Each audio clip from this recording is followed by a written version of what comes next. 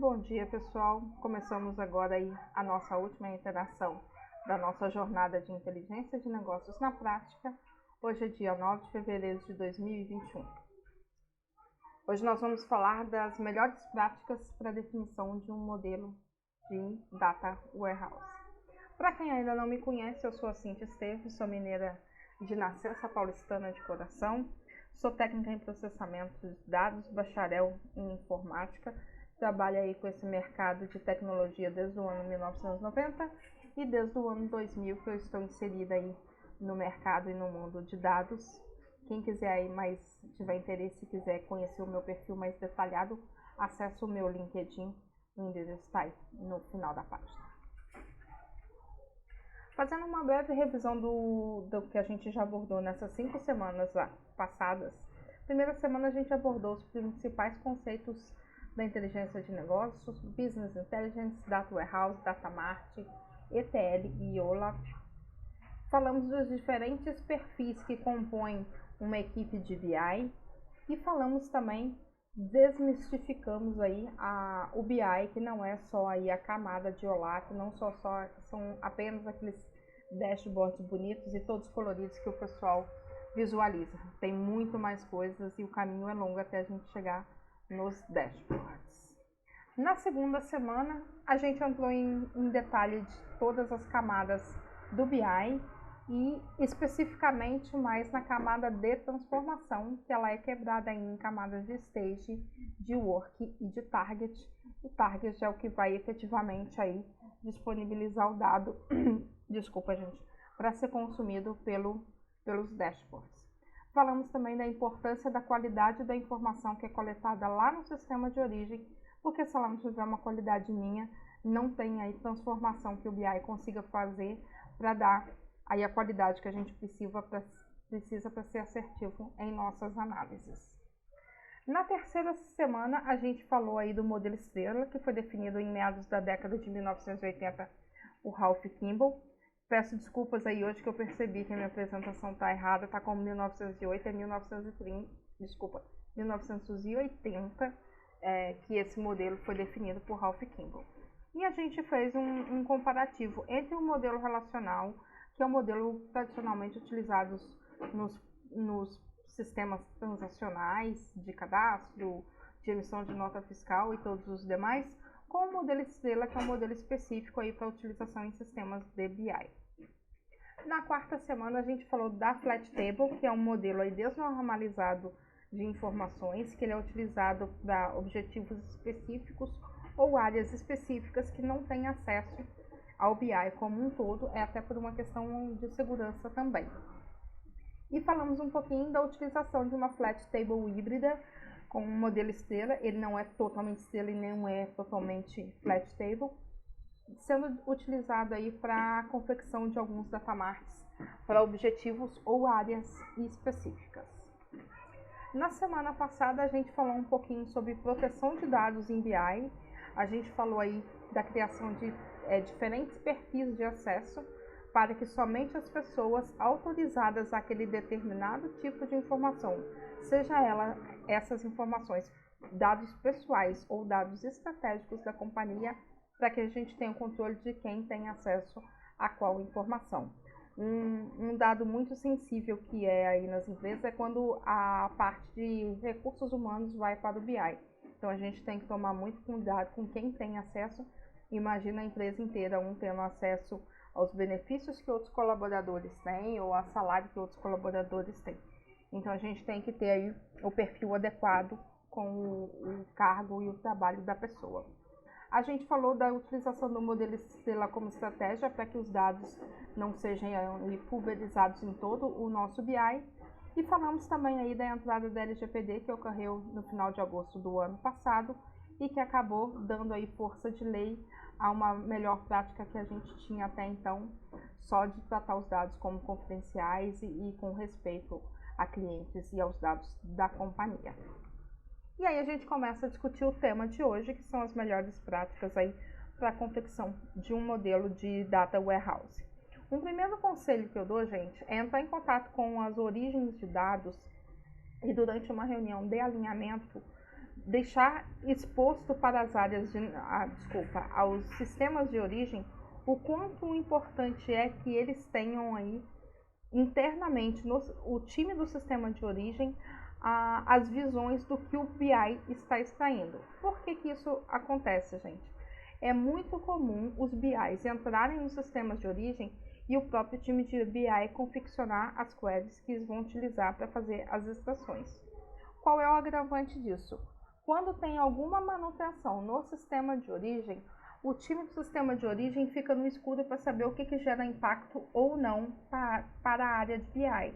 Então, mesmo que o BI vá até o seu sistema e faça a extração da informação, é importante ter aí as visões já criadas e definidas de comum acordo entre as áreas, para que qualquer processo evolutivo do sistema de origem ou para qualquer problema que ele precise fazer lá uma manutenção corretiva, ele consiga acionar o time de BI e falar, olha, a gente teve aí, ou eu vou fazer uma alteração do meu esquema, do meu banco de dados, ou eu vou ter que fazer um tratamento porque a gente identificou um erro e eu vou ter que tratar um retroativo. É com base nessa visão que os sistemas de origem vão entender se há impacto ou não para o BI. Um segundo passo é nas rotinas de carga, sempre que possível, gente, não defina o data type do campo de forma seca, de forma ali direta na sua rotina de ETL. O que isso significa? Em vez de eu definir, por exemplo, uma sequence que eu vou criar como inteira, eu vou definir essa sequence como o mesmo tipo que o campo ID do cliente tem na minha base de dados. Por que eu faço isso?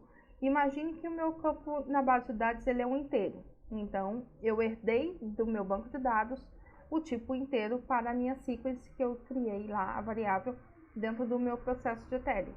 Se eu for no meu banco de dados, fizer uma alteração do meu campo de inteiro, por exemplo, para float, ele automaticamente vai reconhecer essa alteração.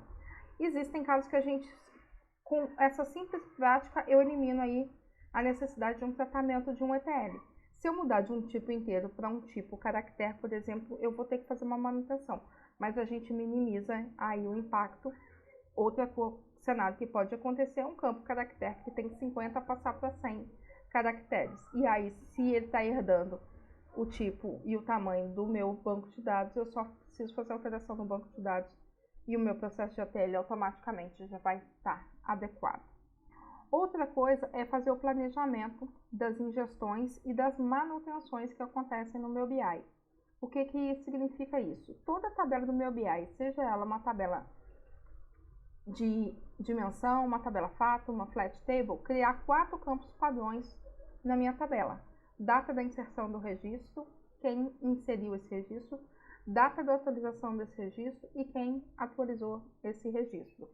Isso é muito importante para quando tem algum incidente, alguma análise de dados que a gente precisa saber, a gente perceber se aquele dado ele foi inserido de forma retroativa ou ele foi inserido na data correta que é de esperado e acordado para o BI, e se aquele registro sofreu alguma manutenção.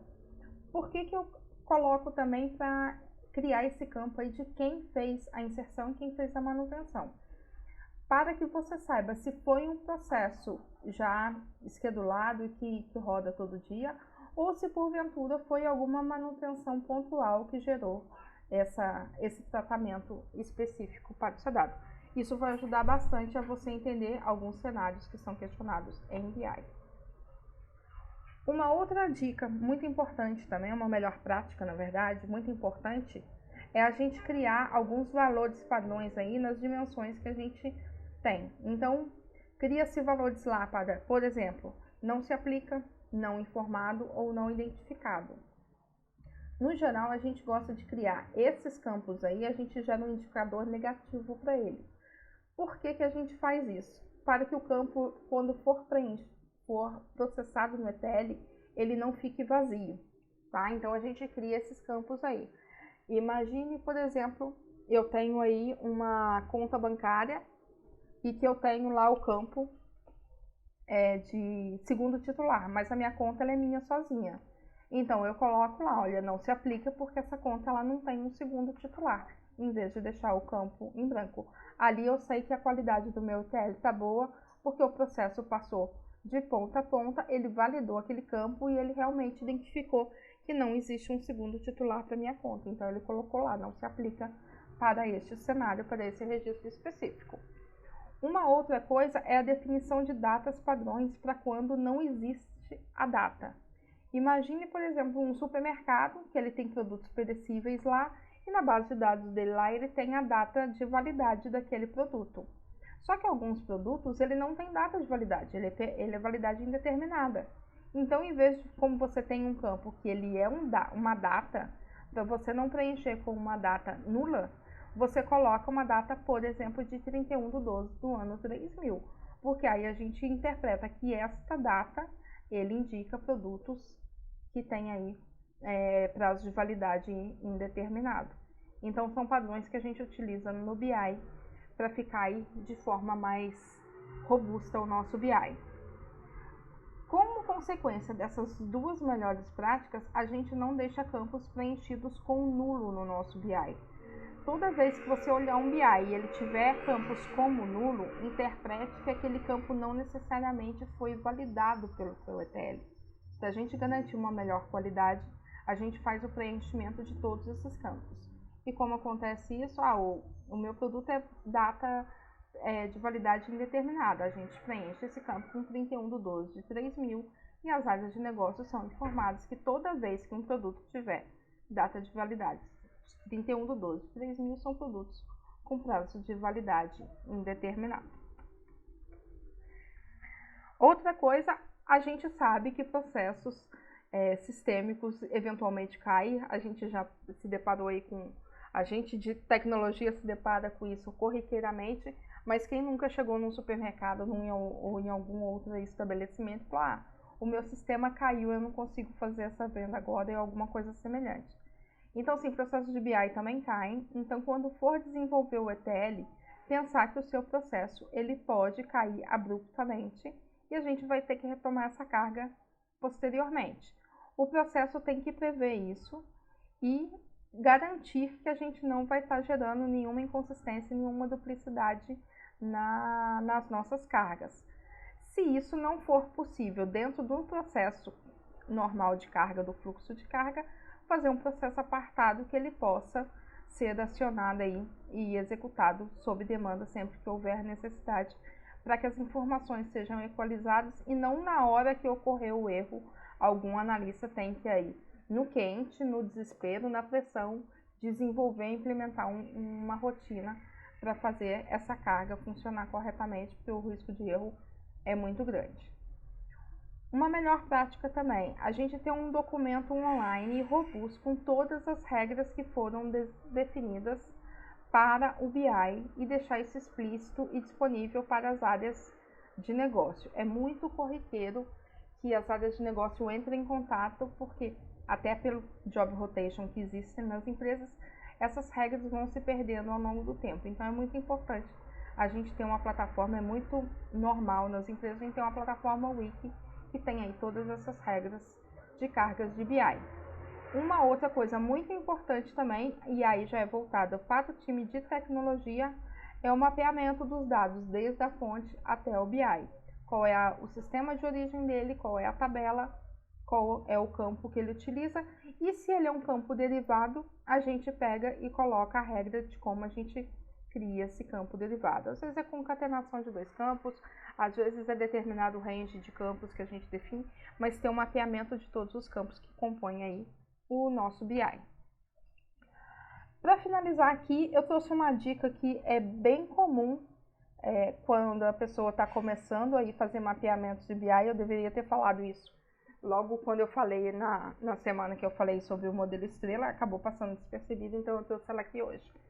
É muito comum para quem está começando na área de BI ter dúvidas de quando um dado deve ser mapeado como uma tabela fato e quando um dado deve ser mapeado como uma dimensão.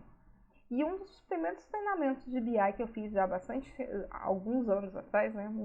Não muitos, mas bastante anos atrás, é a regra do por. Imagine o quadro que está aqui embaixo. Eu tenho aí uma área de BI e que eu preciso fornecer para ele informações de Por exemplo, quantas notas fiscais eu emiti para determinado cliente, ou quantas notas fiscais foram emitidas por cidade, quantas notas fiscais foram emitidas por estado, por produto ou por categoria. A gente vê a repetição aí da nota fiscal, que é o nosso evento que gera na empresa, a emissão da nota fiscal, e a gente tem aí todos os outros atores, que são os clientes, as cidades, o estado, produto e categoria. Essas perguntas eu vou responder com o modelo de BI que eu venho utilizando aí como exemplo dentro da nossa jornada. A gente vê que a nota fiscal ela vira uma tabela fato e os atributos eles viram uma tabela de dimensão. E como que a gente facilita a vida de quem está começando com isso? Tudo o que estiver à direita do por, a gente vai mapear ele como uma dimensão. E tudo que estava à esquerda do por, ela virou um fato.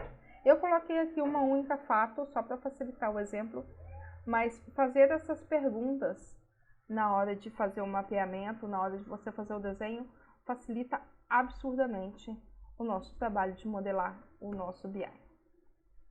Bom, gente, eu agradeço aí a presença de todo mundo aí que esteve aí presente nessa jornada de inteligência de negócio. Espero ter podido agregar um pouco aí na jornada de vocês. Agradeço todos os feedbacks que eu recebi, comentários nas postagens, mensagens de inbox e todos os acionamentos que eu tive.